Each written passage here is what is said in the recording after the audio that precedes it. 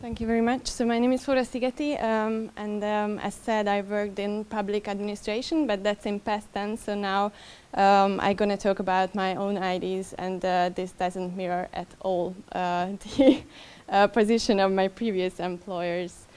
So I will speak about publishers' right today, how it was constructed, what interests played a role in the field, and how we can approach the assessment of this problem from the viewpoint of law and economics.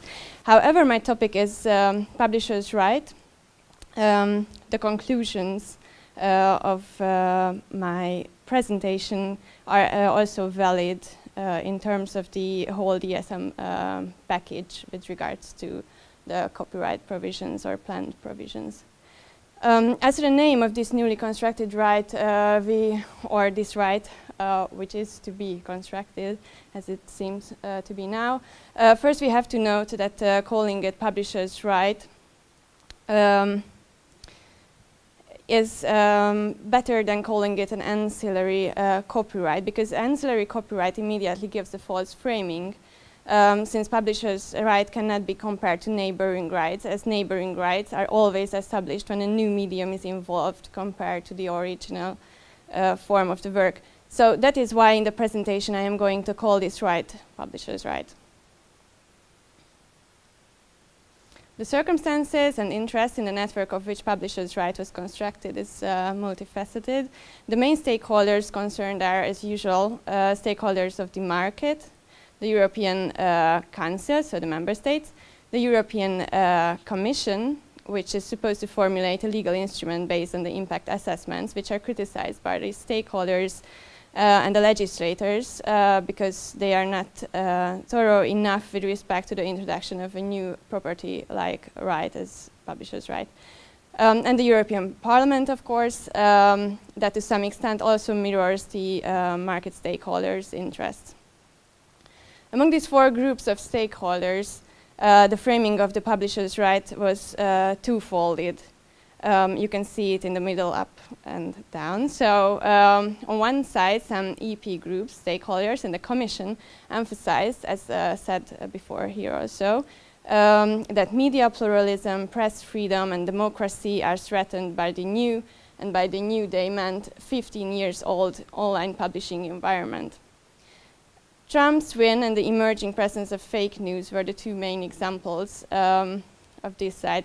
On the other side, other EP groups, several stakeholders, scholars, interest groups in member states didn't reflect to the publishing market and the interest of publishers, of course, but emphasized the importance of conciseness of a dogmatic system of copyright and the subsidiary nature of the EU legal framework.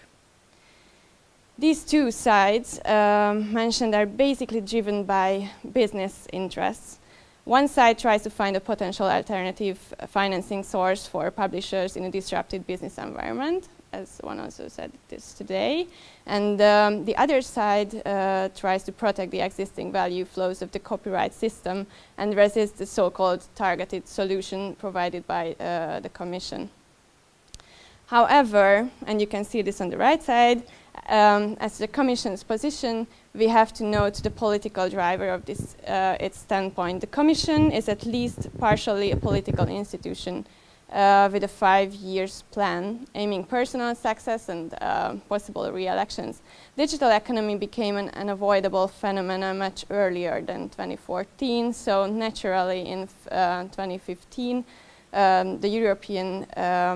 the communication issued by the Commission concerning the European copyright framework put the digital single market related issues of the copyright framework on the agenda. But instead of an over-retailering of the system, the copyright proprietary and licensing system, it decided to go for the so-called targeted solutions, which are so all the solutions in this package are mostly referred to targeted solutions by the Commission. Basically, this is a network of interest from which the sui generis publishers' right emerged. It is a targeted solution to finance publishers from the author's royalty fees. According to law and economics, and this is the other side of the problem, law intervenes into property relations whenever the resources can be distributed more effectively. For example, the fiction of property makes scarce resources distributed optimally. Consumer protection law balances the distribution of liability, and intellectual property law makes the ubiquitous intellectual products somewhat more tangible. And this is how private law works in terms of law and economics.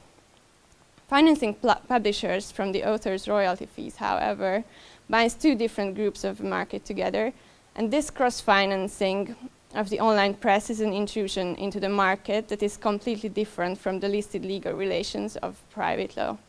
Cross-financing is used on state-centered social fields as healthcare and education.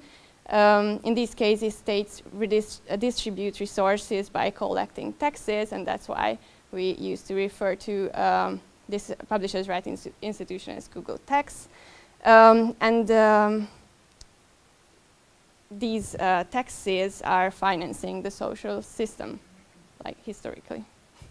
That's the question of priority of law or economic need would emerge. Is the financing of the free press or the legal economic principles of the private law-based copyright system more important? So this question is misleading, and it is misleading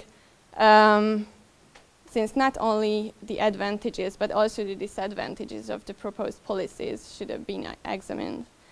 And what are these unintended and undesirable consequences on economic efficiency or the distribution of wealth? The proposed law are first, bargaining positions of authors will be weakened because partially the rights go to the publishers. There would be no guarantee that even if the pie grows, publishers would return profit to authors accordingly. And also further adverse effects may concern media concentration. That's a limitation of free speech, which would have been the primary target of publishers' right. That's a scene. Generally, publishers' right is presented framed by press freedom. However, the link in between is indirect. By focusing on just one possible result, which is based on a supposed future decision of the publishers, having a sui generis right, many implications and aspects of publishers' right are usually not covered or even revealed in the mainstream discussions. The communication of the Commission was looking for targeted solutions, quick solutions, which are in favor of a 5-year changing commission, but not in a favor of a 20-30-year period. Instead of a new propriety-like right, the standing of press publishers in court trials could be strengthened even if they weren't guaranteed a sui generis title, just on the basis of the licensing agreement between the author and them. For this solution, the opening of the Intellectual Property Enforcement Directive could have served or could serve as a ground. As the market realities in publishing, however, long-term solutions are needed instead of targeted ones, disrupting the concise legal and economic framework. Thank you for your attention.